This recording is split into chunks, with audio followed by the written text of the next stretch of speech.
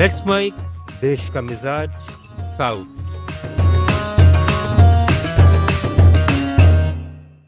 Supreme court ने आंध्र प्रदेश के तिरुमाला लड्डू विवाद में गलत सूचना फैलाने वालों के खिलाफ कार्रवाई की मांग वाली एक याचिका को सुनने से इनकार कर दिया है। मुख्य न्यायाधीश सूर्यकांत और न्यायमूर्ति जयमाल्या बागची की पीठ ने कहा है कि इस मामले में पहले से ही आपराधिक जांच चल रही है और एक स्वतंत्र विशेष जांच दल एसआईटी काम कर रहा है, इसलिए याचिका पर कोई हस्तक्षेप नहीं किया जाएगा। कोर्ट ने याचिकाकर्ताओं को सलाह दी है कि यदि उनके पास कोई सबूत या सामग्री है तो वे जांच एजेंसी को सौंप सकते हैं ताकि जांच आगे बढ़ सके। यह विवाद 2024 में तिरुपति लड्डू में कथित रूप से जानवरों की चर्बी मिलाए जाने के आरोपों से शुरू हुआ था। इसके बाद अक्टूबर 2024 में सुप्रीम कोर्ट ने 5 सदस्यों की एसआईटी गठित की थी। कोर्ट ने स्पष्ट किया कि अदालत को राजनीतिक विवादों का मैदान नहीं बनाया जा सकता। केरल में सबरीमाला मंदिर में सोने की चोरी मामले में एसआईटी ने केरल हाईकोर्ट में अपील दायर की है। इसमें मंदिर के तांत्री कंदारारू राजीवरू को जमानत देने वाले कोल्लम विजिलेंस कोर्ट के फैसले को रद्द करने की मांग की गई है। इस अपील में एसआईटी ने तर्क दिया है कि कोर्ट ने बिना पर्याप्त आधार के जमानत दी, जबकि जांच में तांत्री की मुख्य आरोपी के साथ साजिश और सोने की हेराफेरी में सीधी भूमिका के पर्याप्त सबूत मौजूद है। फरवरी 2026 में विजिलेंस कोर्ट ने राजीवरू को यह कहते हुए जमानत दी थी कि जांच एजेंसी ने उसके खिलाफ एक कण भी सबूत नहीं पेश किया। यह मामला 2019 में मंदिर के द्वारपालकों की मूर्तियों और दरवाजों पर चढ़ाए गए सोने के कथित गबन से जुड़ा है, जिसमें कई आरोपी गिरफ्तार हो चुके हैं।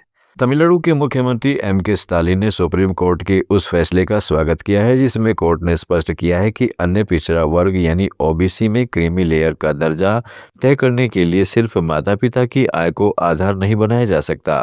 क्रीमी लेयर तय करने में माता पिता के पद, सामाजिक स्थिति और सरकारी दिशा निर्देशों को भी ध्यान में रखना होगा, न कि केवल आय देखना।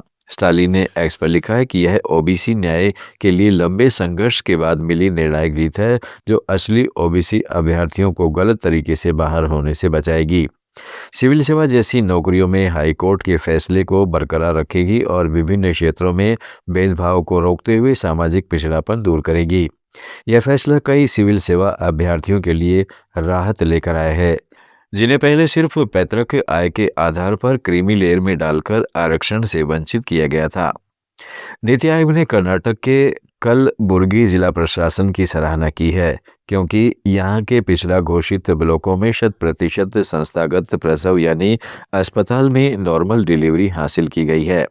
साथ ही गर्भावस्था के शुरुआती चरण में पंजीकरण सुनिश्चित किया गया है। विशाखापट्टनम में नीति आयोग के क्षेत्रीय अभ्यास सेमिनार में कर्नाटक की थीम सदर्न एक्सेलेटर्स ऑफ चेंज की तारीफ की गई है। जिले की उपायुक्त फौजिया तरन्नुम को इस उपलब्धि के लिए स्मृति चिन्ह प्रदान किया गया। यह सफलता माता एवं शिशु स्वास्थ्य की सुरक्षा और ग्रामीण क्षेत्रों में बेहतर स्वास्थ्य सेवाओं का नतीजा है। इससे पहले नवंबर 2025 में भी ऐसे आकांक्षी ब्लॉकों में नवाचारी शासन और विकास पहलों के लिए जिले को सराहा गया था। तेलंगाना के मुख्यमंत्री रेवंत रेड्डी अब से कुछ देर बाद हैदराबाद में मूसी नदी के पुनरुद्धार और रिवर फ्रंट विकास परियोजना की प्रस्तावित योजनाओं का अनावरण करेंगे। Musi river front development corporation के इस विशेष मूसी इनवाइट्स कार्यक्रम में मुख्यमंत्री एक विस्तृत पावर पॉइंट प्रेजेंटेशन देंगे, जिसमें नदी में स्वच्छ जल प्रवाह सुनिश्चित करना, पर्यावरण संरक्षण, नदी तटों का विकास और नागरिकों के लिए सार्वजनिक बुनियादी ढांचा तैयार करने जैसी बातें होंगी। हालांकि सामाजिक कार्यकर्ता मेघा पाटकर सहित कुछ सामाजिक कार्यकर्ताओं ने प्रभावित समुदायों से व्यापक परामर्श और सार्वजनिक सुनवाई की मांग करते हुए कार्यक्रम स्थगित करने की अपील की है। अंडमान और निकोबार द्वीप समूह की समुद्री कनेक्टिविटी में सुधार के लिए महत्वपूर्ण कदम उठाया जा रहा है। 3000 टन क्षमता वाले एपीजे कर्ण सेकंड नामक नया मल्टीपर्पज कंटेनर जहाज, जो 60 टन क्षमता वाले क्रेन से लैस है, ये इस महीने कोलकाता से श्री विजयपुरम की अपनी पहली यात्रा करेगा। एपीजे शिपिंग का यह जहाज मध्य मार्च में मेडन वॉयस शुरू करने वाला है। उसके बाद कोलकाता श्री विजयपुरम रूट पर नियमित सेवा चलेगी। देश का मिजाज में फिलहाल इतना ही। जुड़े रहिएगा लेट्स माइक के साथ।